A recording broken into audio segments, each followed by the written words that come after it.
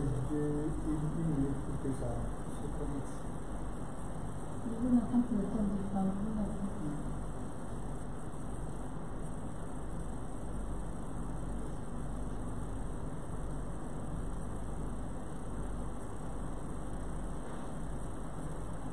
Ça va. Vous n'entendez plus le temps de parole.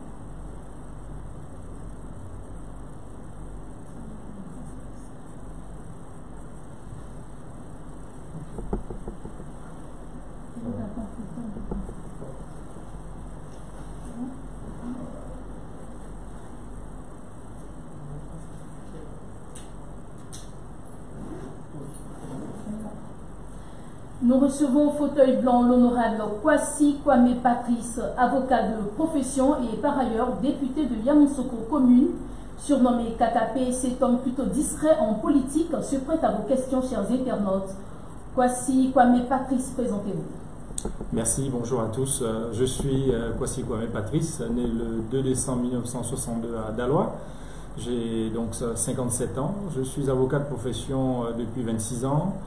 J'ai été élu député de la circonscription électorale de Yamoussoukro commune depuis 2016. Je suis apparenté donc au groupe parlementaire PDCI à l'Assemblée nationale, membre de la commission sécurité défense. J'ai représenté le barreau de Côte d'Ivoire à la CEI de 2005 à 2011. Voilà un peu résumé mon curriculum vitae. Kwasi Kwame Patrice, vous êtes soumis dès à présent aux questions des internautes. Êtes-vous prêt? On peut y aller. Top chrono, c'est parti. En première question, on entend le PDCI parler aujourd'hui du caractère dictatorial du régime Ouattara. Ne ressentez-vous pas une certaine gêne à porter ce type de critique contre le régime auquel vous appartenez il y a peu de temps?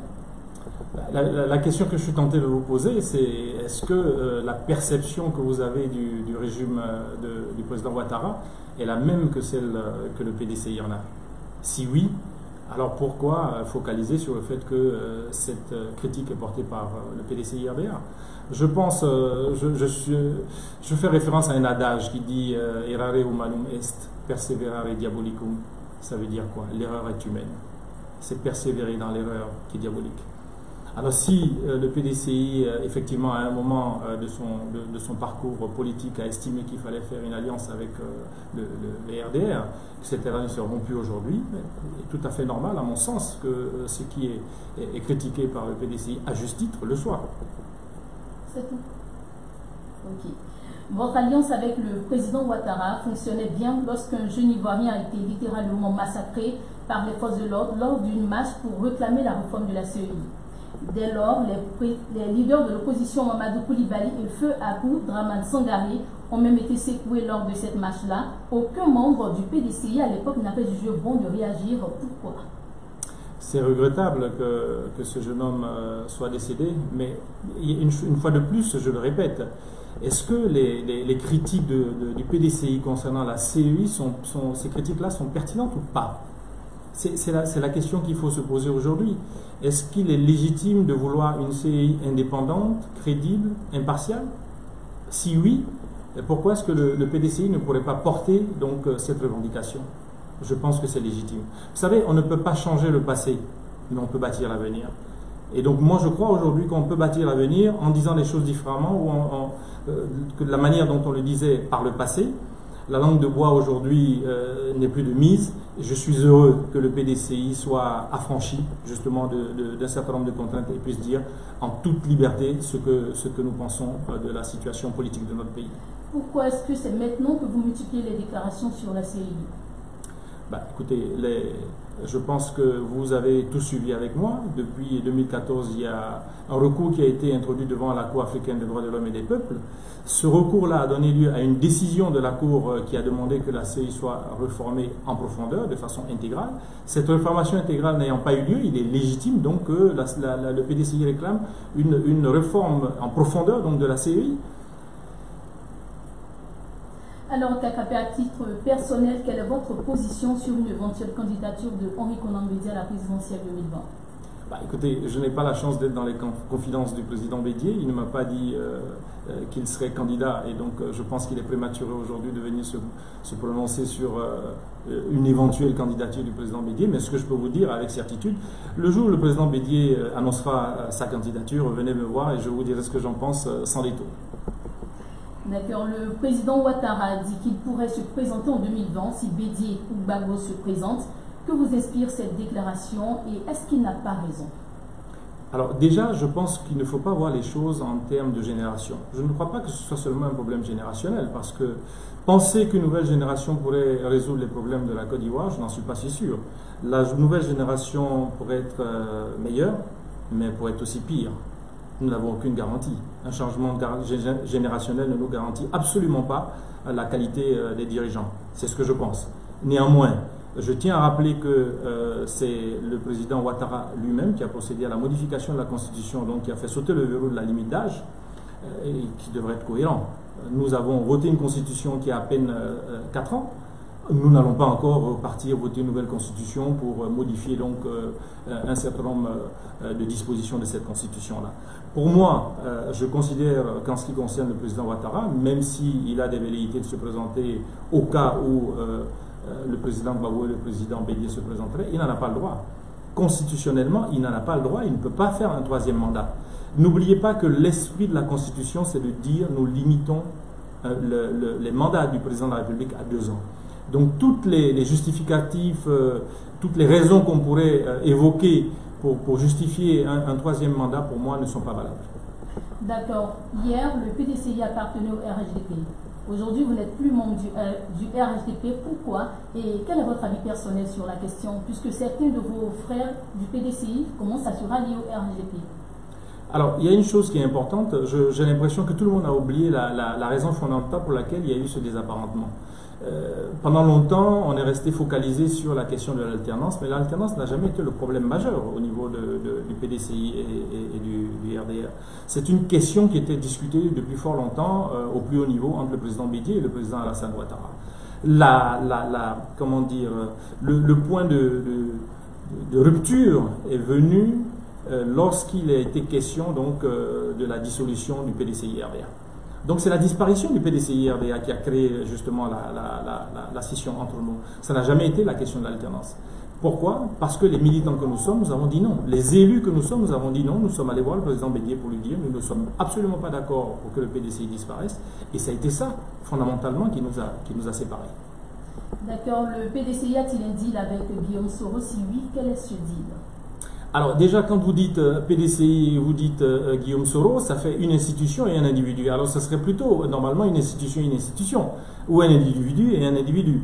Mais bon, dans tous les cas, je n'ai pas connaissance d'un deal entre le PDCI et M. Soro Guillaume.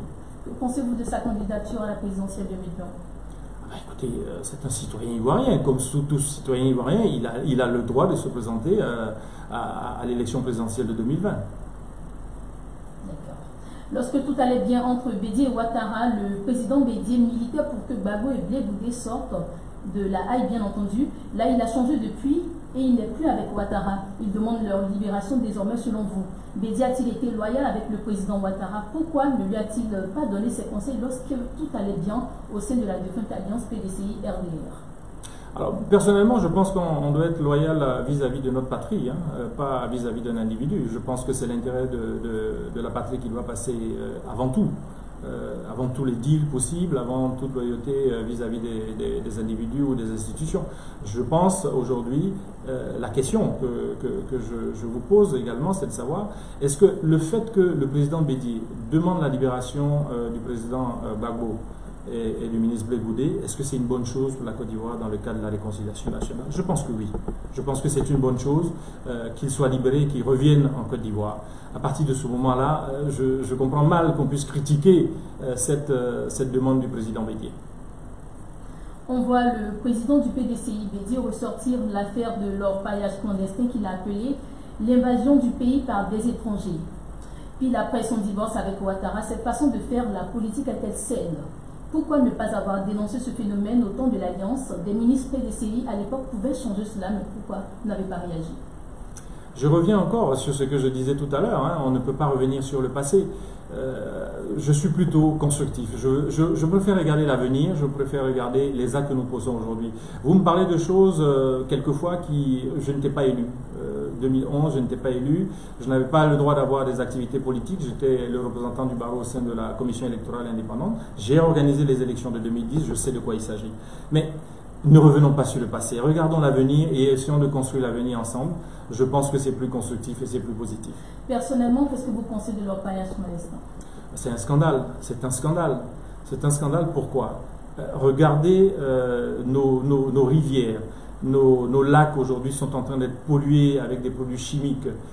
Je trouve totalement scandaleux qu'il n'y ait pas une réponse appropriée de la part du gouvernement depuis bien longtemps.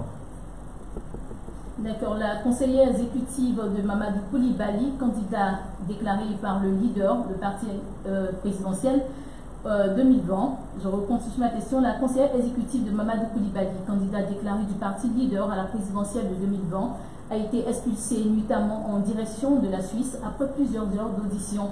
Il est reproché à la dame de fer du leader des activités incompatibles avec l'intérêt national. Quel est votre avis sur la question? Écoutez, je connais bien Nathalie Yang, je trouve que c'est une dame brillante. Je lui ai adressé un WhatsApp pour lui dire ce que je pensais de son intervention. Ce que je trouve regrettable, c'est que si Nathalie Yang vivait en France et qu'elle avait tenu ses propos, elle n'aurait jamais été expulsée de France. Il est regrettable qu'elle soit expulsée d'un pays africain qui est la Côte d'Ivoire. C'est tout ce que je peux dire. Si la bataille pour être candidat au PDCI à la présidentielle 2020 venait à s'ouvrir sous forme de primaire au sein de votre parti, le PDCI, seriez-vous sur la liste des candidats? Alors aujourd'hui, vous savez, on ne connaît même pas les règles du jeu, puisque le président Ouattara a annoncé qu'il changerait les règles du jeu d'ici peu. Je ne sais même pas si je pourrais être éligible au sens de la loi, puisque la loi va changer. Qu'est-ce qu'on en sait? Quelle sera la limite pour être candidat? Quelles sont les conditions pour être éligible? Alors comment vous pouvez comprendre que nous sommes bientôt à 11 mois d'une élection présidentielle et on annonce donc que les règles du jeu vont être changées? Alors dans ces conditions, bien évidemment, si quelle que soit la personne qui viendra aujourd'hui dire je suis candidat, elle ne pourrait même pas savoir si, in fine, sa candidature serait recevable au niveau de l'instance habilitée à valider les candidatures. Donc nous sommes dans une situation aujourd'hui assez ubuesque parce que personne aujourd'hui ne peut dire quelles sont les conditions pour être éligible. Que pensez-vous de cette bataille sur le fait que tout le monde s'auto-proclame ou frétiste avant, vous qui êtes député de Yamoussoukro? C'est regrettable. C'est regrettable, mais personne n'est dupe. Vous savez, quand vous tenez un discours, il faut avoir du respect pour les personnes qui sont en face de vous. Ne les prenez pas pour des idiots. Ce sont des personnes qui réfléchissent, qui savent faire la part des choses. Donc on ne peut pas aujourd'hui, je dirais, manipuler le nom du président au fouet-de-boigny en espérant que cette manipulation-là pourrait être crédible. Nous savons très bien que c'est à des fins purement politiques que certains se disent ou fouettistes. Nous n'en croyons absolument rien. La meilleure preuve, allez-y regarder l'héritage du président Oufoué, qui est la ville de Yamoussoukro, dans quel état de délabrement avancé Yamoussoukro se trouve aujourd'hui. Quand j'ai pris fonction en tant que député à l'Assemblée nationale, le premier acte que j'ai posé, c'est un courrier que j'ai adressé au président de la République en 2017. Un courrier que j'ai adressé au président de la République pour lui demander pourquoi Yamoussoukro était en train de mourir et pourquoi le transfert de la capitale n'était pas effectif. Figurez-vous qu'à ce jour, je n'ai jamais reçu de réponse du président de la République sur cette question. Ok, quelles sont vos ambitions politiques pour l'avenir? Alors, je dirais aujourd'hui, tous ceux de mon âge, les quinquagénaires, nous sommes vraiment très libres. Nous sommes très libres par rapport à nos opinions, nous sommes affranchis de tout lien. Aujourd'hui, quand vous posez la question à quelqu'un de mon âge, ce n'est pas comme avant où il réfléchissait pour chercher un grand frère au-dessus de lui, un oncle ou un papa qui pourrait prétendre à quelque chose. Nous nous voyons aujourd'hui comme des leaders qui pouvons prétendre au poste, à tous les postes dans ce pays, que ce soit un poste de ministre, de Premier ministre ou même de président de la République, parce que nous estimons que nous en avons les compétences, et il n'y a pas de raison que nous ne puissions pas donc prétendre à ces plus hauts postes. Si vous aviez un mot à dire aux internautes ou aux Ivoiriens, que serait-ce sur vous? Alors, je dirais que je suis un peu à la fois rester sur ma faim par rapport aux préoccupations des internautes et assez inquiet aussi. Pourquoi? Parce que j'avoue qu'aujourd'hui, mes préoccupations sont autres par rapport aux questions qui ont été posées. Pendant longtemps, j'ai toujours estimé que la priorité des priorités dans un État, en particulier en Côte d'Ivoire, ça devait être la santé. Parce que tous les programmes de société qu'on peut avoir, il faut être vivant pour pouvoir en profiter. Ensuite, l'éducation venait. Parce que l'éducation concerne les générations futures. Aujourd'hui, j'ai revu totalement cette appréciation-là, parce qu'il me semble que la question de la sécurité sous-régionale est une préoccupation qui doit être la préoccupation des préoccupations. Et je pense que les Ivoiriens devraient s'inquiéter. Ils devraient s'inquiéter des questions de sécurité sous-régionale. Ils devraient avoir d'autres préoccupations également concernant l'immigration clandestine. Ils devraient avoir des préoccupations concernant le budget de l'État, l'utilisation des fonds publics. Voilà les préoccupations qui me semblent être importantes. Et j'espère que la prochaine fois, les internautes iront un peu plus sur ce genre de problématiques. Alors en 2020, tout le monde craint qu'il y ait une crise et les gens même s'apprêtent à partir un peu partout. Vous, quel est votre avis sur la question de la sécurité? Écoutez, je ne suis pas devin, mais on a tous les ingrédients pour qu'effectivement nous ayons une crise, mais je ne crois pas que nous aurons une crise post-électorale comme celle de 2010. Mais en tout cas, c'est visible, on n'a pas besoin d'être devin pour le voir, que tous les ingrédients.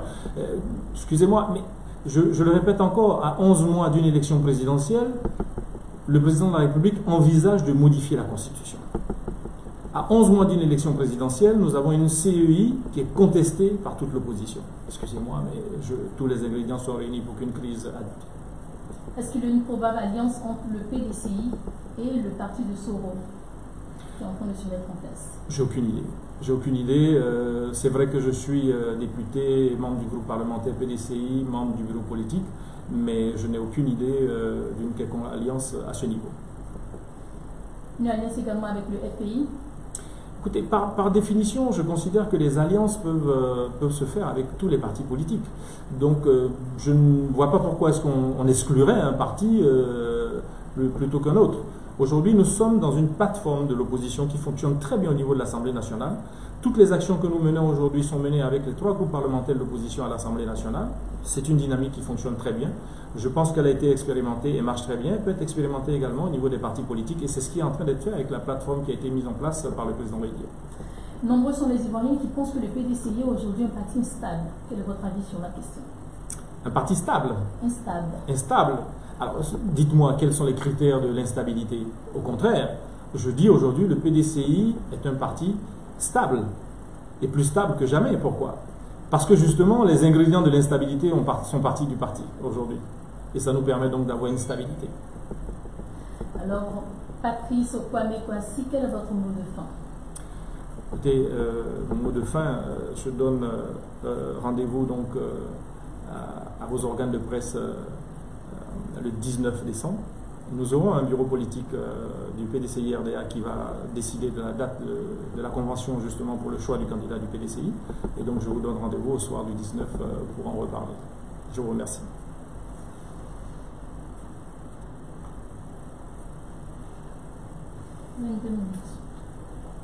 C'était parfait.